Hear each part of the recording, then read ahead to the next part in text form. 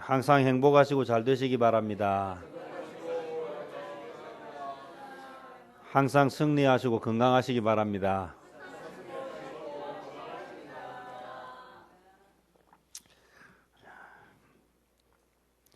우리 축복한 대로 하나님께서 우리에게 큰 은혜 베푸시기를 바랍니다. 오늘은 시대를 깨달아 분별하라는 제목으로 잠시 말씀을 전하겠습니다. 사실 오늘 이 예배를 드려야 될지 말아야 될지 고민을 제가 잠시 했습니다. 왜 그럴 것 같습니까? 메르스 때문에. 부산은 메르스로부터 안전지대인 것처럼 여겨졌는데 갑자기 보니까 막 부산에서도 메르스 확진 환자가 막 나오고, 특별히 그 대표적인 병원이 거론되는데 보니까 좋은 강암병원, 또 한서병원, 센텀병원 보니까 이 병원을 깎이고 있는 교회가 바로 우리 교회예요. 그래서 이런 때는 예배를 모여서 드리지 말고 각자 드리는 것이 맞지 않을까. 제가 이 이야기를 하는 것은 진짜 그렇게 생각해서 이런 이야기를 하겠습니까? 아니면 그런 생각이 바르지 않다, 이런 이야기를 하려고 하는 것이겠습니까? 어제 저녁에 우리 성도님 한 분이 연락이 왔대요. 그래서 이 좋은 강암병원에 가서 진료를 받았는데 내가 예배 드리러 오는 것이 교회에 도움이 될지 안 될지 이래서 이제 연락이 왔어요. 제가 뭐라고 얘기했겠습니까? 오시라고 얘기했겠죠. 그럼 왜 오라고 했겠습니까? 뭐 여러 가지 이유가 있지만 두 가지만 제가 얘기를 드리면, 하나는 그 뭐 안 온다고 해서 뭐 메르스 걸릴 게 안 걸리겠나. 지금 뭐 확인이 안 됐다 뿐이지 지금 이 정세로 돌아가면 안전지대는 없지요. 왜냐하면 확진 환자가 돌아다니는 그게 지금 말도 못 하는데 여기라고 불안하고 뭐 집에 있다고 안전하고 하겠습니까? 그래서 그게 크게 문제가 되지 않는다. 그 다음에요, 문제는 메르스도 질병 중에 하나이지만 결국 그 어떤 질병도 하나님이 원하시면 해결하실 수 있다라고 하는 믿음. 그 다음에 또 질병으로 인해서 죽는 사람도 있잖아요. 또 죽으면 우리는 또 예수 믿는 사람들이니까 어떻습니까? 천국 가잖아요. 아무리 생각하고 내가 이리 생각하고 저리 생각해도 주일날 뭐하러 와야 되겠습니까?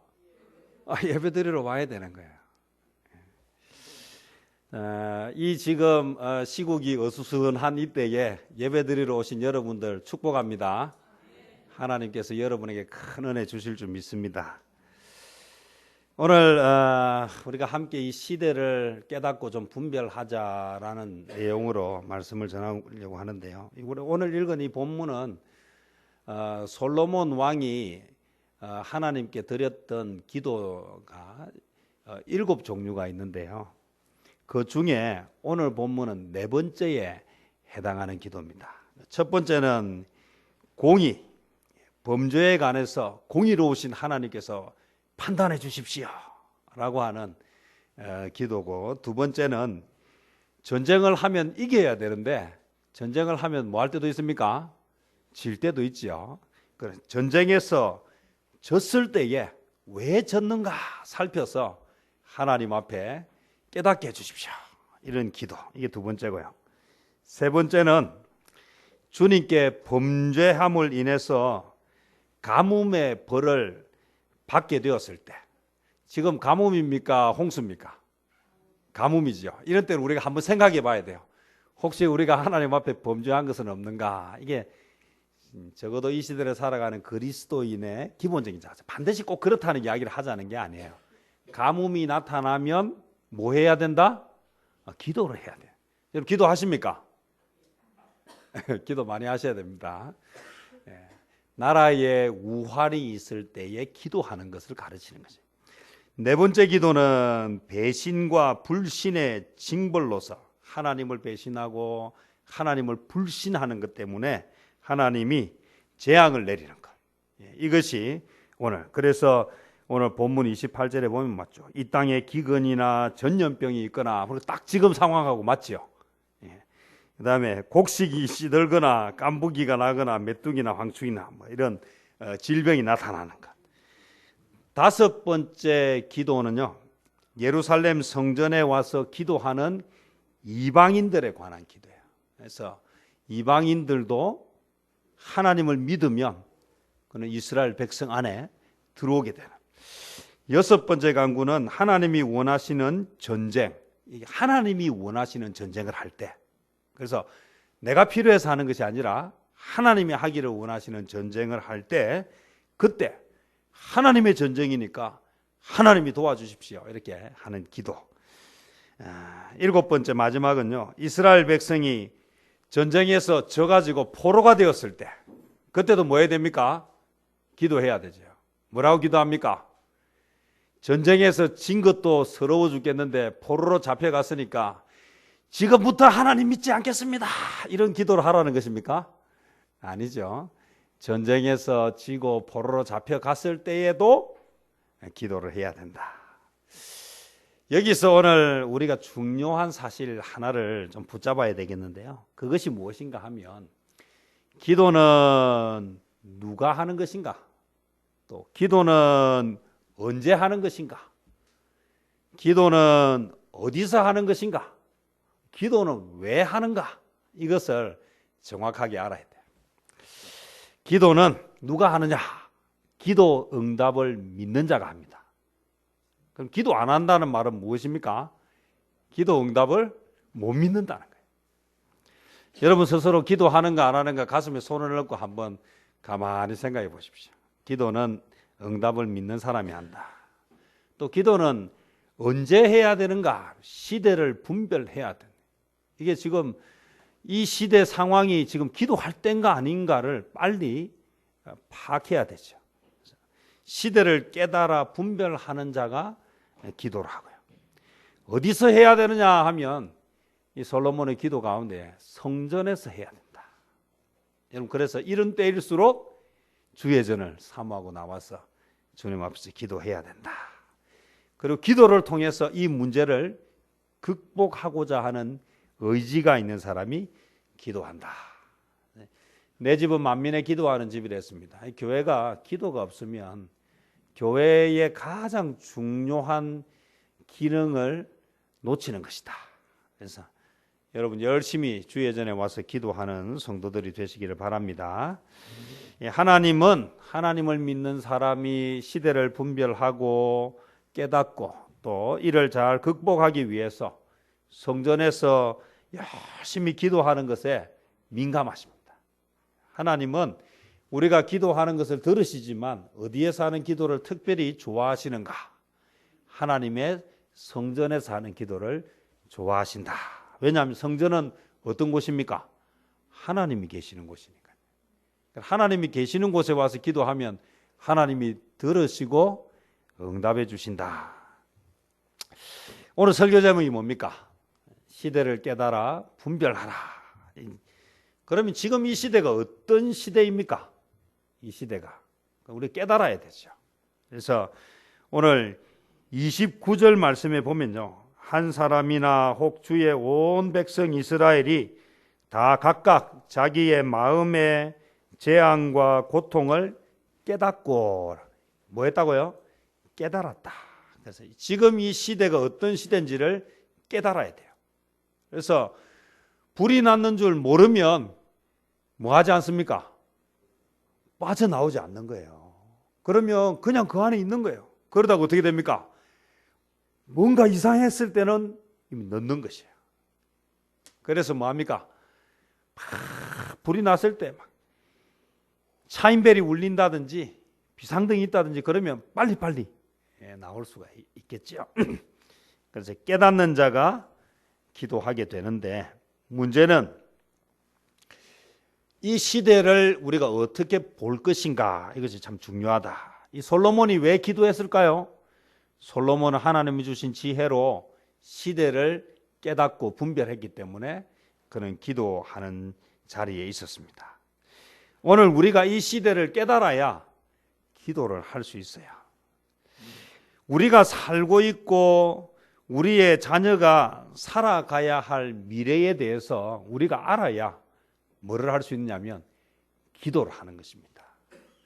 한국 교회가 부흥하고 한국 교회가 뜨거웠던 때는 우리 부모님들이 자녀에게 무엇을 먼저 가르쳤느냐면 예배와 말씀과 기도를 가르쳤어요.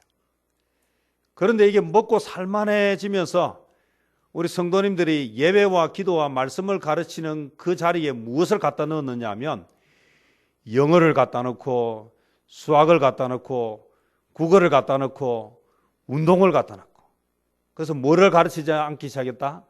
말씀을 가르치지 못했어요.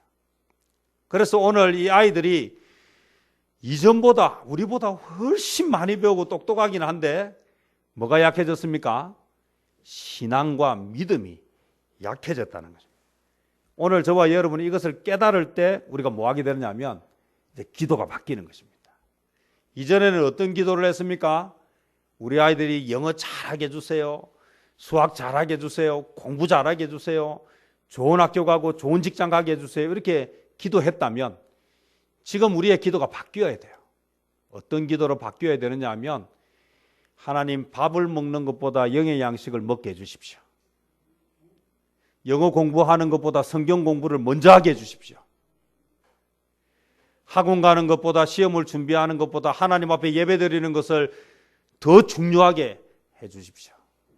깨달아야 기도를 하게 된다. 바른 기도는 바르게 깨닫는 데서부터 시작된다. 제가 지난번에 한번 말씀을 드렸습니다. 우리의 미래가 어떻게 될 것이다 그랬더니 유엔 미래 보고서에, 유엔에서 나온 미래 보고서에 2030년도에 지구상의 직업 20억 개가 사라질 것이다. 이건 제가 하는 말이 아니에요. 유엔에서 나오는 미래를, 이거는 정확하게 데이터에 의해서 나온 것입니다. 20억 개가 사라진다. 지구 인구가 몇 명입니까? 지구 인구가 뭐 70억도 안 되는데 20억 개가 사라져요. 그러면 70억 인구가 전부 70억 개의 일자리를 가지고 있습니까? 아니잖아요. 그러면 도대체 20억 개라고 하는 이 일자리는 몇 퍼센트의 사람들이 해당될까라고 했을 때 80%. 다시 이야기하면 직업의 80%가 15년 뒤에는 사라진다. 자, 그러면 우리가 자녀에게 어떤 직업을 준비해라고 이야기해야 될까? 이 15년 뒤에 사라질 직업을 준비하라고 하면 되겠습니까? 아니잖아요. 그러면 이제 어떻게 되는지를 알아야 이것을 준비할 수 있다. 그렇다고 다 놀고 먹는다는 얘기가 아닙니다. 직업이 바뀐다는 것입니다. 15년 뒤의 직업은 지금의 알고 있는 지식으로 준비하면 그때는 맞지 않다라는 것입니다. 하지만 이것은요, 미리 알면 이것은 결코 두려운 일이 아니에요. 자, 내일 또는 1년 뒤에 직업이 사라지면 준비할 시간이 없어요. 그런데 참 다행스럽게도 몇 년 뒤에요? 15년 뒤에. 이 15년이라고 하는 시간은 뭐 할 수 있는 시간입니까? 준비할 수 있는 시간이에요. 그래서 알면 뭐 할 수 있습니까? 준비할 수 있다는 거예요. 염려하고 걱정할 필요가 없어요. 자, 새로운 직업이 생긴다라고 하는 것은요, 새롭게 준비하면 뭐 할 수 있다는 말입니까? 내가 앞서갈 수 있다는 것이고 선점할 수 있다는 거예요. 누구에게만? 준비하는 자에게만. 오늘 우리의 미래는 이렇게 급변하고 있고, 이 미래는 알면, 깨달으면, 분별하면 준비할 수 있고, 이 미래는 오히려 뭐가 될 수 있다? 기회가 될 수 있다. 오늘 제가 말씀드리지만 한국 교회의 미래는 어떨 것 같습니까? 여러분, 믿음하고 준비하는 것하고 다릅니까? 같습니까? 믿음하고 준비하는 것은 다른 것이 아니고 같은 것입니다. 믿기 때문에 준비하는 것입니다. 노아의 믿음은 어디서 나왔습니까? 하나님의 심판이 있을 것이라고 믿었기 때문에 다 미친 사람 취급할 때 그는 뭐를 했습니까? 방주를 지었어요. 믿음은 곧 뭐 하는 것이다? 준비하는 것입니다. 교회는 이대로 가면 어쩔 수 없이 우리가 원치 않지만 반드시 그렇게 가게 되어 있어요. 서구 유럽의 전철을 밟게 되어 있어요. 이미 그렇게 시작되어졌어요. 그러면 뭘 하면 됩니까? 준비를 하면 된다는 것입니다. 그래서 오늘 시대를 깨닫고 분별하는 것이 필요하다. 한국 교회는요, 지금 준비하면 기회가 있습니다. 위기라는 말을 자꾸 하는 것은 기회를 붙잡자는 것입니다. 위기를 이야기하는 것은 절망을 이야기하는 것이 아닙니다. 위기는 준비하는 자에게 기회가 되기 때문입니다. 그래서 우리의 자녀, 우리의 교회, 이 한국 교회를 어떻게 우리가 헤쳐나갈 것인가, 무엇을 준비할 것인가. 30년, 2015년 뒤에 한국 교회가 어떻게 될 것인가, 나눔의 교회는 어떻게 될 것인가. 오늘 내 인생의 마지막에 하나님 앞에 섰을 때 나는 어떤 모습으로 서게 될 것인가. 사람은 반드시 죽고 죽음 이후에는 반드시 하나님 앞에 서게 될 텐데 그것을 믿는다면 준비하게 되어 있다. 준비 없는 미래는 재앙과도 같지만 준비한 미래는 뭐가 된다고요? 축복입니다. 오늘 이 시대를 분별해야 하는 이유. 야, 전염병이 돈다. 이것은요, 위기입니다. 메르스라고 하는 전염병. 그러나 사실 생각해 보십시오. 이 시대를 거슬러 수많은 전염병들이 있었습니다. 흑사병부터 해서 손님마우부터 해서 우리가 말하는 얼마 전까지만 해도 사스라고 하는 전염병부터 해가 에볼라부터 해가지고 시대마다 뭐가 있었습니까? 전염병이 있었어요.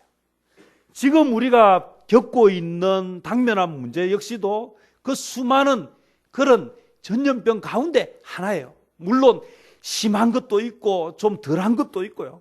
그런 일들이 있는데 문제는 이런 일이 있을 때에 무엇을 할 것인가? 오늘 저와 여러분이 무엇을 해야 되겠습니까? 기도를 해야 된다. 기도를 하면서 준비하는 것입니다. 제가 지난 주간에 월요일, 화요일 이렇게 해서 서울에 다녀왔습니다. 서울에 그 컴패션이라고 하는 단체가요. 이 단체는 우리나라가 6.25 동란을 겪고 완전히 잿더미가 되고 폐허가 되어서 굶어 죽어가는 사람이 너무 많고 길에 시체가 막 널브러져 있던 그 시절에 전 세계에서 가장 가난한 나라 세 번째에 해당하는 뭐 그 첫 번째, 두 번째하고 뭐 차이도 안 나는 거의 막 그 수준에 있는 구호가 아니면 그냥 산송장이 되어서 나가는 그 끔찍한 시대에 컴패션이라고 하는 단체가 생겨서 이 나라를 돕기 위해서 엄청난 물량을 들이부었어요. 그때 그 구호품 때문에 이 나라가 죽지 않고 살아남았어요. 그런데 이 컴패션이라고 하는 단체가 이제 온 힘을 모아서 전 세계에서 가장 비참하고 불쌍한 나라가 어디입니까? 북한이에요. 그래서 북한을 도우려고 지금 모든 것을 모아서 이 일에 집중하고 있어요. 참 컴패션이라고 하는 단체는 우리나라와 뗄래야 뗄 수 없는 그런 밀접한 관계. 이 대한민국을 위해서 존재하는 NGO 대표적인 단체라고 할 수 있어요. 제 마음에 가고 싶은 나라가 하나 생겼다 했습니다. 저는 이전에는 가고 싶은 나라가 없었어요. 지금은 북한을 꼭 가보고 싶어요. 우리는 분단 상황이라서 대한민국 국적을 가지고 있는 사람은 지금 북한을 들어갈 수가 없어요. 어떤 기회가 되든지 하여튼 그 기회가 되면 가능한 빠른 시간에 들어가고 싶어요. 제 기도의 제목 중에 긴급하고 중요한 기도 제목입니다. 북한을 어떻게 섬길 것이고 북한을 어떻게 도울 것인가. 그것 때문에 제가 서울에 지난 월요일에 올라갔었어요. 그리고 화요일까지 북한에 관해서 통일을 어떻게 하고 어떻게 우리가 준비하고 통일이 되었을 때 우리 한국 교회가 어떻게 해야 하는가. 준비하지 않고 통일이 되었을 때는 이건 엄청난 재앙이지만 준비하고 통일이 되었을 때는 기회가 된다는 것입니다. 그래서 독일의 통일에 관해서 배우고 또 그런 시간들을 가졌어요. 그리고는 화요일에 어디를 갔었느냐 하면 동성애, 그날이 6월 9일이잖아요. 우리나라에서 동성애 축제, 퀴어 축제가 서울, 그것도 한가운데 중국 광장, 시청 광장에서 동성애 축제가 개막식을 한다. 그래서 그것에 대해서 어떻게 진행이 되고 어떻게 이 상황을 보아야 될까, 이 시대를 어떻게 분별하고 어떻게 깨달아서 이 목회자로서 우리 교인들에게, 기독교인들에게 이것을 알려야 될까. 그래서 현장을 가봤어요. 그런데 참 감사한 것은요, 메르스 때문에 여러 가지 행사가 취소되었는데 뭐도 취소됐습니까?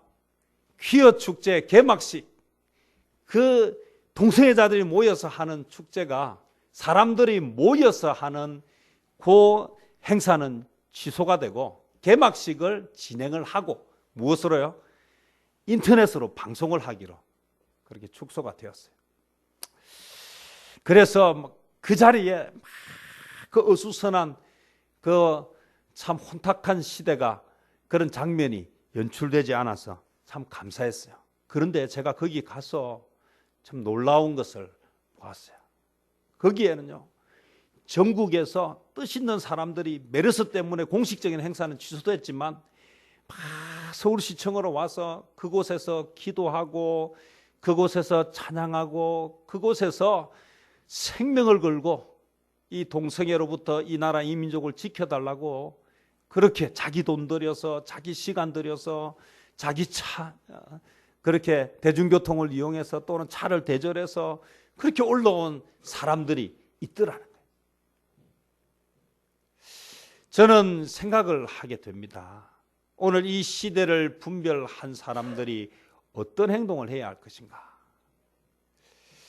그곳에서요, 거기 제가 특별한 사람들이 있던데요, 기도원 300용사 이렇게, 그래서 나라의 위기가 처했을 때에 목숨 걸고 기도하는 사람들이 모여가지고요, 나라에 중요한 문제가 있을 때마다 이 사람들이 그곳에 와서 막 하는데, 거기에 다 자리를 잡고요, 그 땡볕에 그 밥도 잘 못 먹고 막 그렇게 거기서 나라를 놓고 동성애로부터 이 민족을 지켜달라고 그렇게 기도하는 사람들이 있더라고요. 이야, 그래 막 거기서 막 집회를 또 지켜내야 되고 막아야 되는 그 경찰들이 있는데 거기서 생명을 걸고 그 자리를 지키는 사람들을 보면서, 야, 이 사람들이 오늘 이 나라의 기도원 용사들이구나. 이스라엘 민족의 기도원 용사들. 그래서 막 잡아 넣는다고 하고 막 그 가둔다고 이렇게 막 시위에 협박을 하는데도 불구하고 막 잡아가려면 잡아가라 하고 거기서 막 그 영적인 전쟁을 하는 모습을 보면서요, 많은 생각을 하게 되었습니다. 또 청계광장에 갔더니 거기에는요, 탈동성애 운동을 하는 사람이 있어요. 거기 대표적인 한 분이 이요나 목사님인데요, 이분은 목사가 되기 전에 동성애자로 살았던 사람이에요. 자기가 동성애자라는 사실을 그의 어머니가 알았을 때에 그 어머니가 그 충격으로 자살하고요. 그래서 동성애자 때문에 온 가정과 가정이 파탄이 나버린 거예요. 그러면서도 그 동성애로부터 벗어나지 못하고 살다가 어느 목사님이 전도를 하고 거기서 복음을 받아들였는데, 문제는요, 그렇게 교회를 나오고 그렇게 신앙생활을 하고 그렇게 동성애로부터 벗어나려고 하는데도 불구하고 동성애자의 삶을 이중적으로 살았다. 그래서 그것을 끊어버리기 위해서 신학교까지 들어가서 목사가 되는 그 가운데에도, 목회를 하는 중에도, 신학교를 다니는 중에도 동성애를 하고 있었대요. 그리고는 나이 40이 넘어서 이제 정말 동성애로부터 완전히 벗어나게 되었는데, 문제는요, 우리 교회 안에도 지금 젊은이들 중에 동성애자들이 많이 있다라는 거예요. 그래서 자기가 상담하고 만나는 사람 중에 심지어는 목회자 자녀도 있고 그 중에는 중직자 자녀도 있고 그 중에는 교회 다니는 사람들, 젊은이들이 많이 있대요. 그래서 그와 함께 탈동성애 운동을 하는 사람들 중에는 실제 동성애에 빠졌다가 나온 사람도 있고 빠져나오기 위해서 애쓰는 사람들도 있고, 그러면서 동성애자를 돕는 가장 최고의 방법은 동성애를 허락해 주는 것이 아니라 동성애로부터 벗어나도록 탈동성애를 하도록 하는 일이다. 이 일에 자기 인생을 걸고 거기에 재산도 드리고 거기에 모든 것을 들여서 일하시는 분이 있더라고요. 그러면서 그분이 이런 이야기를 해요. 여러분 자녀 중에, 여러분 가족 중에, 여러분 친구 중에 동성애자들이 있다라는 사실을, 그들을 구하는 길은, 그들을 돕는 길은 그들이 동성애로부터 벗어날 수 있도록 그들을 비난하거나 그들을 무시하거나 그들을 박해하는 것이 아니라 그들을 긍휼히 여기고 그들을 위해서 기도하는 것이다. 그래서 그들이 거기서 빠져나올 수 있도록 돕는 것이라고 목사님이 그렇게 이야기하시더라고요. 오늘 이 시대를 우리가 분별해야 합니다. 여러분, 우리가 기도할 때 어떤 기도를 해야 하겠습니까? 이 시대를 놓고 기도할 때 어떤 기도를 해야 하겠습니까? 여러분, 차별금지법이 통과되고 나면 한국 교회가 무너지는 속도가 엄청나게 빨라질 텐데, 그것은 미국과 영국 이미 검증 다 되었어요. 동성애를 허락해 성소수자들의 그 차별금지법이 통과된 이후부터 전 세계, 특별히 부유한 나라들이 무섭게 타락하고 무섭게 교회가 무너졌다는 사실을 기억합니다. 지금 이게 통과되었을 때 이 한국 교회가 어떤 급류에 휘말리게 되고 어떤 상황이 될지 모르는 이 상황에 오늘 저와 여러분이 어떤 기도를 해야 하겠습니까? 우리의 자녀들이 하나님을 경외하도록 만들지 못하면 결국 우리의 자녀의 삶은 하나님의 은혜 안에 살아가지 못할 것입니다. 지금 우리나라에서 가장 중요하게 또 도는 이야기가 무엇입니까? 동성애 문제고, 이 부산에서는 지금 어떤 문제가 지금 심각합니까? 신천지 지금 본부 건물 이거 지금요, 우리가 이거 그냥 있어서는 안 됩니다. 신천지 이단은요 그냥 일반 종교하고 다릅니다.